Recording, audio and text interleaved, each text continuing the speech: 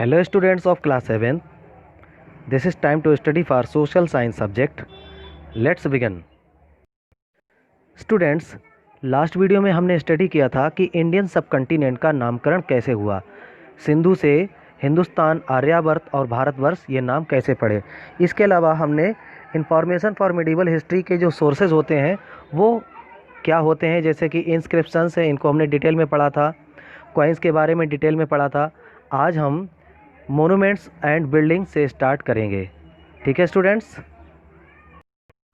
Let's begin. Monuments and buildings often provide information about the period during which they were built. Temples, palaces and mosques can tell us not only of the religious practices also about the political, economic and social conditions of that time. Mosques like the Jama Masjid in Delhi, forts like those at Delhi, Gwalior, Agra and Mandu, and palaces like those at Jaipur, Jodhpur, Deeg and Hyderabad are studied by historians to understand the style of architecture followed at that time. तो बच्चों, monuments और building से हमें history के उस समय की जानकारी मिलती है जिस टाइम पीरियड में इनको बनवाया गया था। मंदिर, मस्जिद, महल, किले, मीनारें, इन सभी से हमें केवल रिलीजियस प्रैक्टिसेस की जानकारी नहीं मिलती है, बल्कि उस समय की पॉलिटिकल, इकोनॉमिक और सोशल कंडीशंस की भी जानकारी मिलती है। जैसे कोई मंदिर है, उस मंदिर की बनावट, उसमें लगे हुए लागत को देखकर ये पता लगाया जा सकता है कि इस मंदिर को बनाते समय उस समाज में कितनी धन संपन्नता थी।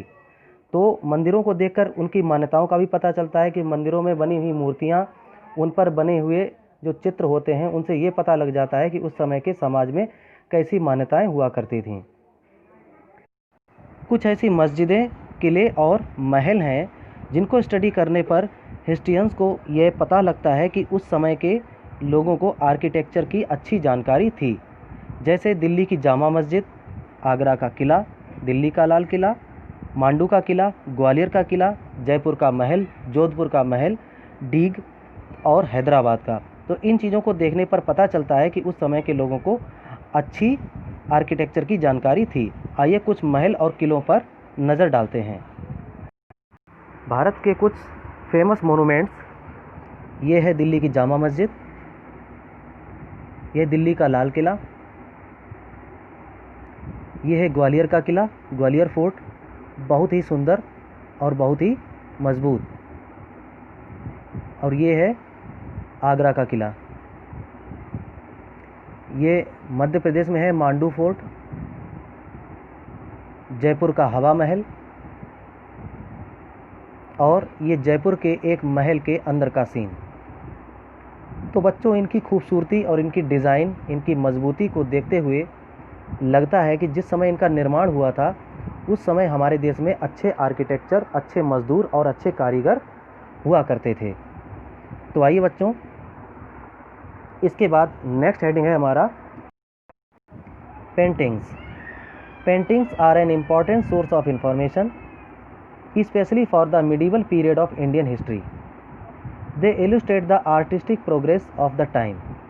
Since rulers of kingdoms and other important people often had their portraits done, the paintings serve as a record of the lines of descent of kings and nobles. They also tell us about the nature of society, the way of dressing, the customs followed, important events, the life of the common people, along with other features of that period. बच्चों, paintings Indian history के medieval period की जानकारी के लिए अच्छे source हैं। वे उस समय की कलात्मक जानकारी का वर्णन करते हैं जिस समय राजाओं ने अपने चित्र बनवाए थे। इसलिए इन पेंटिंग्स से राजाओं की वंशावलियों का पता चलता है। ये वंशावली क्या है? Lines of descents of king, किस राजा के बाद कौन आया।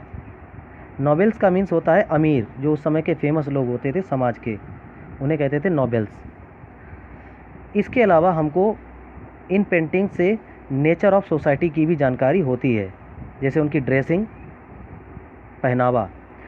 कस्टम्स फॉलोड मीन्स रीति रिवाज, किस तरह के रीति रिवाज उस समय चलते थे।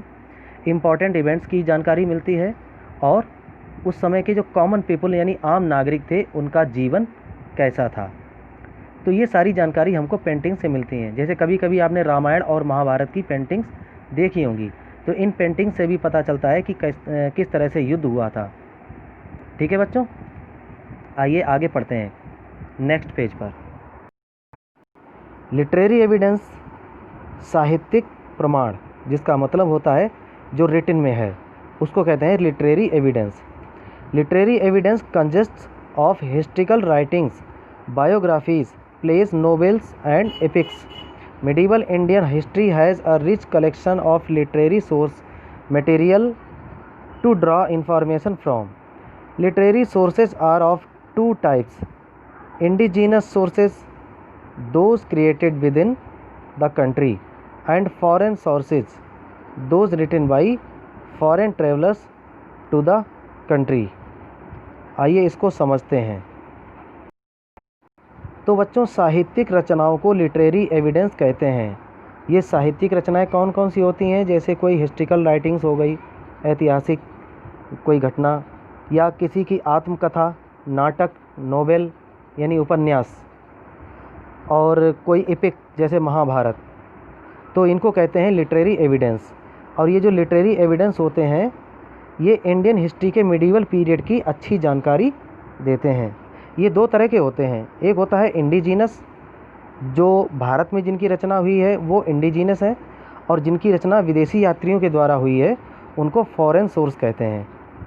ठीक है बच्चों, नीचे एक चित्र दिया गया है, a medieval manuscript on palm leaf. तो ये चीज़ आप समझ गए अच्छे से।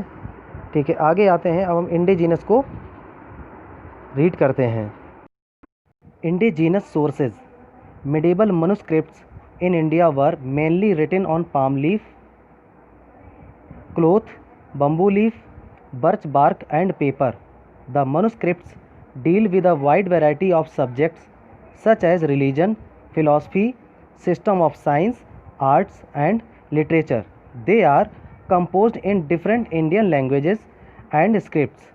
Unfortunately, many of these important chronicles and documents have been destroyed by rain, fungus and insects like termites. Students, medieval period में भारत में जो मनुस्क्रिप्ट्स लिखी गईं वो ताड़ के पत्तों पर, कपड़े पर, बांस की पत्ती पर, बर्च बार्क यानी एक विशेष प्रकार के पेड़ की छाल पर। ये मनुस्क्रिप्ट ये किससे सब्जेक्टेड थी? ये धर्म, दर्शन शास्त्र और विज्ञान से संबंधित थीं। कुछ मनुस्क्रिप्ट्स जो थीं आर्ट एंड लिटरेचर, कला और साहित्य से भी संबंधित थीं। ये अलग अलग भाषाओं में इनकी रचना की गई थी। अनफॉर्चुनेटली ये सारे इम्पॉर्टेंट जो डॉक्यूमेंट्स थे ये बारिश से, काई लगने से या दीमक लगने से समय के साथ नष्ट हो गए। नेक्स्ट पैराग्राफ में हम मिडीवल हिस्ट्री के कुछ पॉइंट्स के बारे में रीड करेंगे। बार्ड्स मीन्स पॉइंट होता है। ठीक है बच्चों, birds and chroniclers were appointed by the king. Their job was to record all the happenings of the state. Some of these have been preserved and published by Colonel Todd in his famous book Annals and Antiquities of Rajasthan 1829 CE. तो बच्चों, जो birds होते थे ये राजाओं के द्वारा नियुक्त किए जाते थे और इनका काम था स्टेट में होने वाली सारी घटनाओं को रिकॉर्ड बना के रखना। इनमें से कुछ रिकॉर्ड्स ऐसे हैं जो कर्नल टॉड ने अपनी एक फेमस बुक है उसमें पब्लिश किया है, जिसका नाम है annals and antiquities of Rajasthan, जो 1829 CE में इसको पब्लिश किया गया था। Important biographies that describe the lives and achievements of kings include the Rajatarangini by Kalhana. Kalhana को कल्हड़ कहेंगे, कल्हड़ ऐसे लिखा जाएगा, कल्हड़।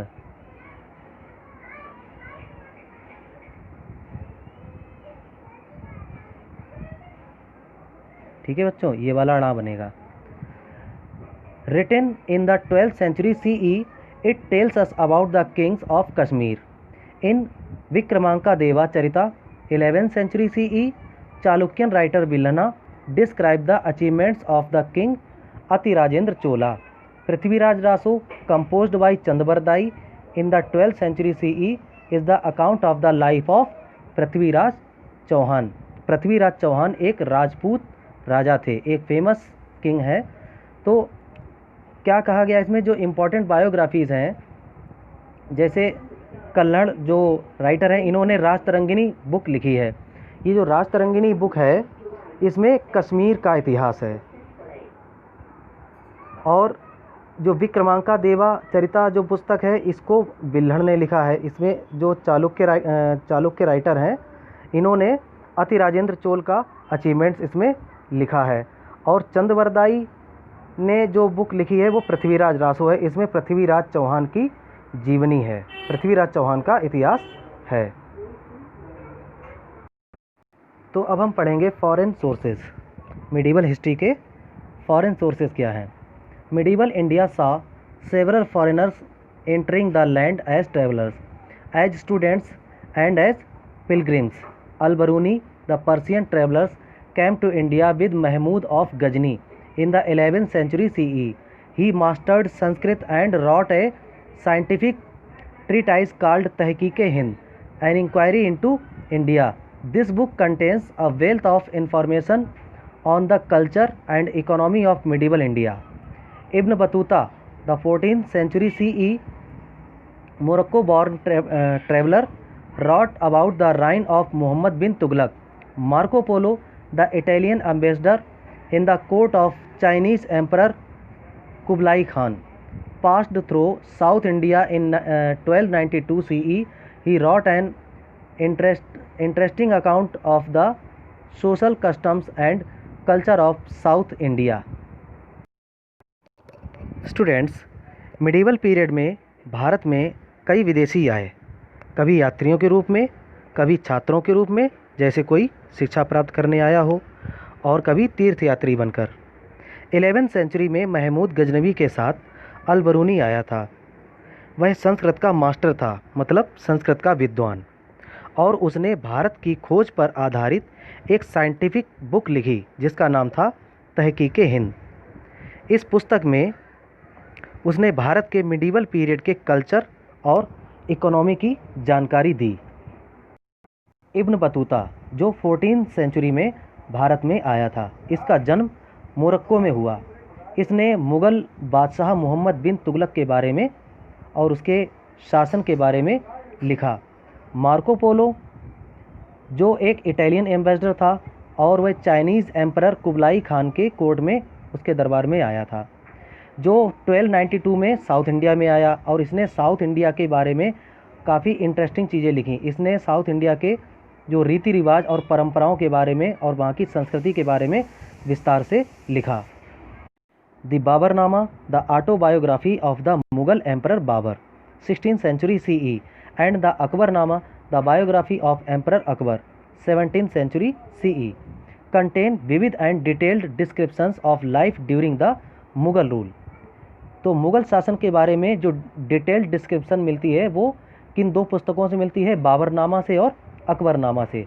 बाबरनामा ये बाबर की ऑटोबायोग्राफी है और अकबरनामा ये किसकी बायोग्राफी है, अकबर की।